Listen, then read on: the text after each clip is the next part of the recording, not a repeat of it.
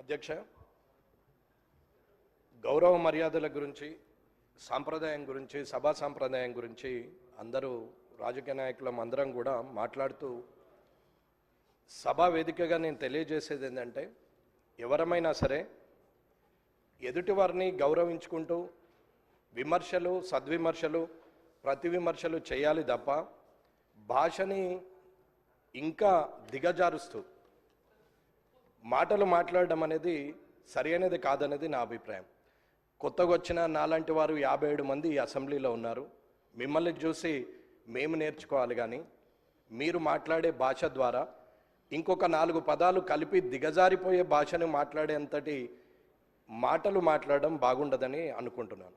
ఒకరు మూర్ఖులైతే ఇంకొకరు వారికి సద్విమర్శ చేసి సరైన మార్గంలో పెట్టాలి తప్ప, ఒకరు అన్నారు కదా నేను ఇంకొక 2-3 మాటలు ఎక్కువ మాట్లాడితే నాకు ప్రజల్లో మంచి పేరు వస్తుందని అనుకుంటున్నారు తప్ప అది బాగులేదు. ఇలా మనం ఒకరి మీద ఒకరు మాట్లాడుకుంటూ వాటిని కనీసం రికార్డ్స్లోకి కూడా తీసుకునే పరిస్థితులు లేకుండా మీడియా ముందట మాట్లాడుతూ పోతుంటే ఆఖరికి మీడియా వాళ్ళు కూడా క్లాస్మేట్స్, చిన్ననాటి మిత్రులు ముఖ్యమంత్రి గారు అయినట్టు ముఖ్యమంత్రి రేవంత్ రెడ్డి లేకపోతే మాజీ ముఖ్యమంత్రి చంద్రశేఖరరావు అని చెప్పి సింగులర్ వర్డ్లు మాట్లాడి, ప్రధానమంత్రి మోడీ అని మాట్లాడి చిన్ననాటి మిత్రులతో సంబోధించే పరిస్థితికి మీడియా కూడా వచ్చిందంటే దానికి కారణం రాజకీయ నాయకులమైన మనం అనేది మీరు గ్రహించాలి. బూతులు మాట్లాడడమే రాజకీయ లక్షణం అనుకుంటే అది అవలక్షణం అనేది నా అభిప్రాయం.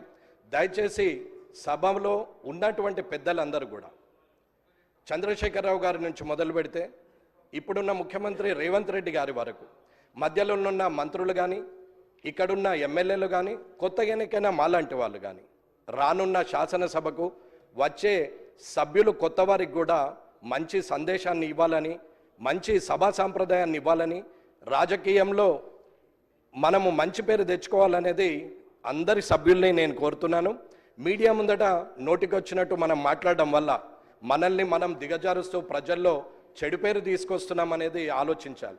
ఇకపోతే హైదరాబాద్ పట్టణం వరల్డ్ క్లాస్ అంటారు, మన మాటలేమో థర్డ్ క్లాస్కి పోతున్నాయి. ఈ వరల్డ్ క్లాస్, థర్డ్ క్లాస్ని కొంచెం చూసుకుంటూ ప్రజలందరూ కూడా గమనిస్తున్నారు. కాబట్టి మీరు సభను అధ్యక్ష మీరు ఖచ్చితంగా ఇది చెప్పాల్సిన అవసరం ఉన్నదని తెలియజేస్తున్నారు.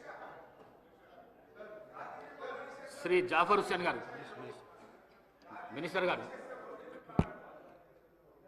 గౌరవ సభ్యుల హుందత్వాన్ని కాపాడే కార్యక్రమంలో ఎక్కడ కూడా వెనుకాడకుండా ముందుకు తీసుకెళ్తామని గౌరవ శాసనసభాపతి ముందట పెడతా ఉన్నాం.